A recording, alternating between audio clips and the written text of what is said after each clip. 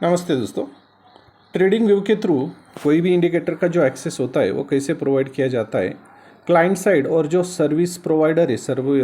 जो इंडिकेटर का एक्सेस देने वाला पर्सन है, वो दोनों साइड में यहाँ पे आपको एक्सप्लेन करता हूँ। तो सबसे पहले यहाँ पे जो भी क्लाइंट पर्सन है उसने क्या करना होता है, उसके मोबाइल में अगर ट्रेडिंग व्यू का ऐप इंस्टॉल है तो यहाँ पे मेनू टैब में जाना है बॉटम राइट साइड में, और यहाँ पे आपको प्रो स्कैल्पर करके जो यूज़र नेम दिख रहा है इस अकाउंट का, वैसे आपका खुद का एक यूनिक यूज़र आईडी होता है। ये रिपीट नहीं हो सकता कभी भी। तो ट्रेडिंग व्यू का ये जो यूज़र आईडी बस सामने वाला जो पर्सन है जो आपको इंडिकेटर का एक्सेस दिलवाने जा रहा है तो उसको ये देना होता है। उसके बाद वो जो पर्सन है सामने वाला वो क्या करेगा कि उसके ट्रेडिंग व्यू के प्लेटफॉर्म में जाके, जैसे एग्जांपल यहाँ पे मैं लैपटॉप पे आपको दिखाता हूँ कि जैसे ये लैपटॉप पे मेरा जो अकाउंट लॉगिन है जिस पे मेरा इंडिकेटर अपलोडेड है, तो यहाँ पे मैं क्या करता हूँ कि यहाँ पे मैं मेरी यूज़र आईडी में जाके, जैसे यहाँ पे भी मेरा यूज़र नेम दिख रहा है, तो यहाँ पे प्रोफाइल सेक्शन में जाके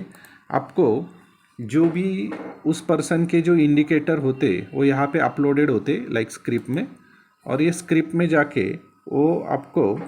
उसके जो इंडिकेटर के नाम होते जिसका उसको एक्सेस देना है उसको क्लिक करके यहाँ पे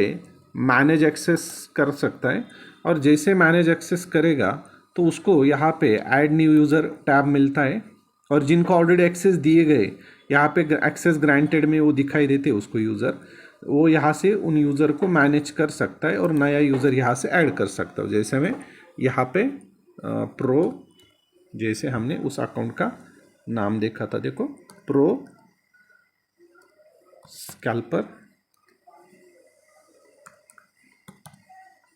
003, तो ये हमने नाम सर्च किया तो यहाँ पे आ गया। देखो ये यूनिक होता है इसलिए वो रिपीट नहीं होगा। आपका अगर है तो वो सेम आपके पास ही होगा, दूसरे के पास नहीं हो सकता हो। तो यहाँ पे नो एक्सपायरेशन डेट आ रहा है, अगर ये निकाला मैंने तो हम यहाँ पे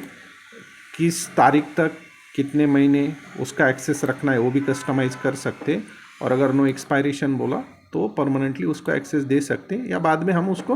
रिमूव भी कर सकते या फिर चेंज भी कर सकते। तो ऐसे एक बार अगर एक्सेस दे दिया तो उसके बाद वो जो सामने वाला पर्सन है उसको इंडिकेटर कहाँ पे एक्सेस होता है, तो एक तो अगर वो वेब बेस्ड प्लेटफॉर्म यूज़ कर रहा है ट्रेडिंग व्यू का,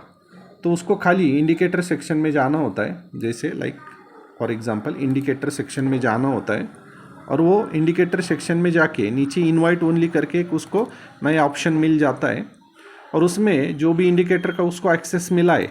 वो यहाँ पे उस नाम पे अगर क्लिक करता है तो यहाँ पे आपको दिख रहा है कि वो जो इंडिकेटर है वो प्लॉट हुआ है,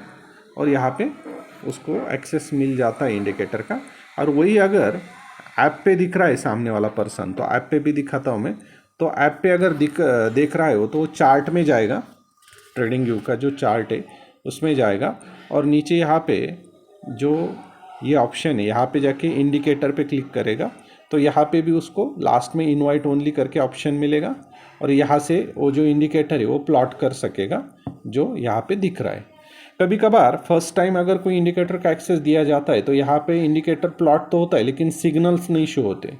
उस केस में फर्स्ट टाइम खाली आपको क्या करना होता है, यहाँ पे जाके साइन आउट करना होता है, और फिर से